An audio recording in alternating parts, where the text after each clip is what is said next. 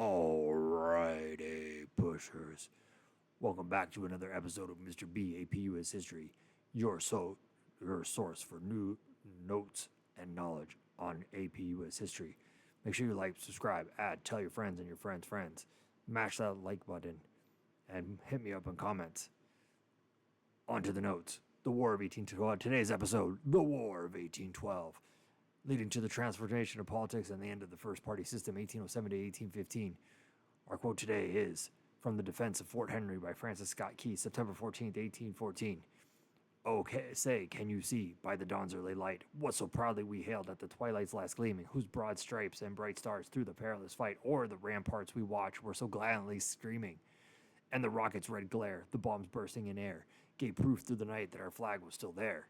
Oh, say does that star-spangled banner yet wave o'er the land of the free and the home of the brave. On to the notes.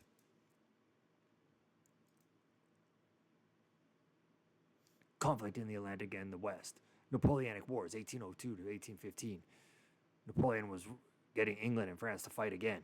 The United States, following its policy of neutrality, tried to remain neutral. Both France and Britain's navies seized American merchant ships. The British raided American ships and forced American soldiers to work for them in a thing called impressment. The British attacked the U.S. Navy boat Chesapeake, angering the Americans in 1807. Jefferson responds by implementing the Embargo of 1807. The embargo prohibited American ships from sailing and trading with Britain and France until they stopped restricting U.S. trade. It failed badly.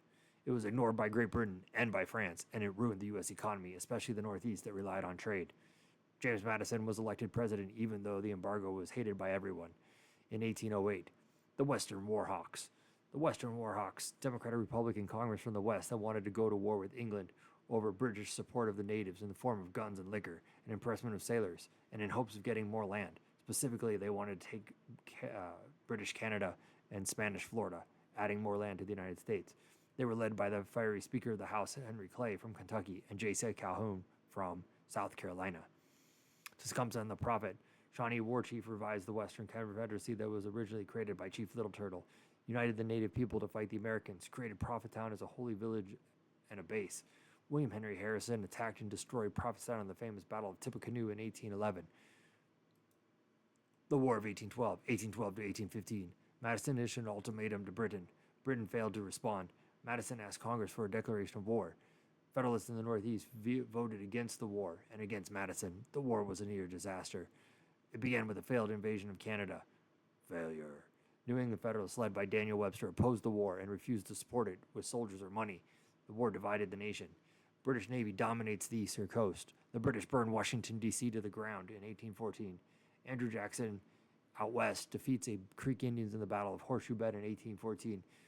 The Native Americans had allied once again with the British against the Americans, and they forced them to give up land. The anti-war Federalists met at the Hartford Convention in 1814 because the war was going so well to propose secession or a revision of the Constitution to end the Virginia dynasty, Virginia domination of the presidency.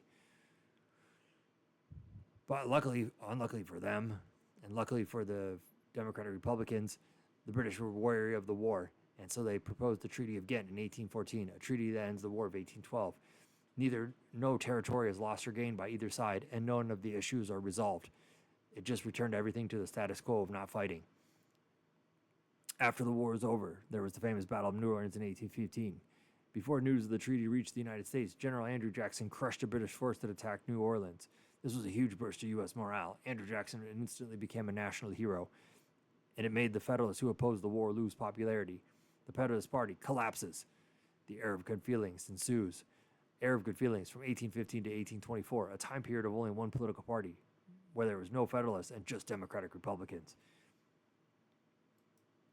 The Federalist legacy. With the Federalists gone, the Democratic Republicans split after the war into two groups. The National Republicans, led by Henry Clay, who wanted another national bank and internal improvement, very much like the Federalists did. And the traditional Jeffersonian Republicans, such as James Madison, who wanted to keep the national government role to be limited and vetoed internal improvements.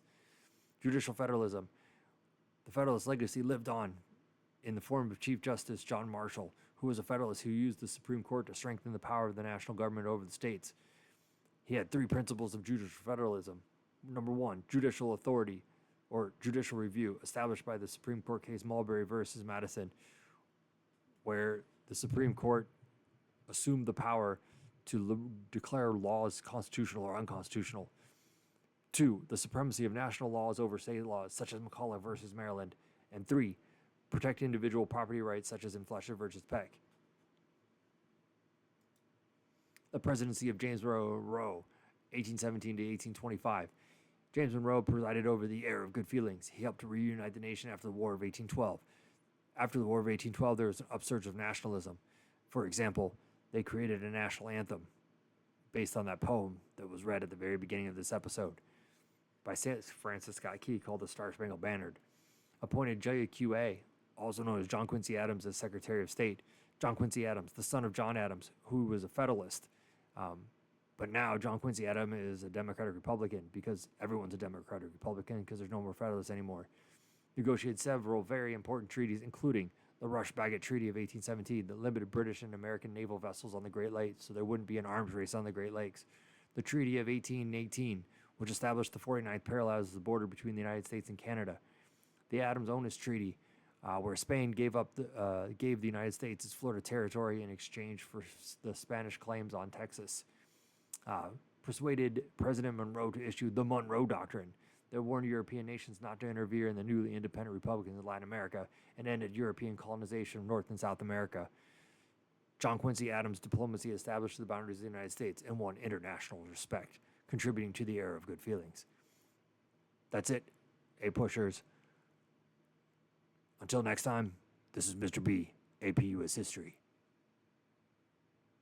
Let's go.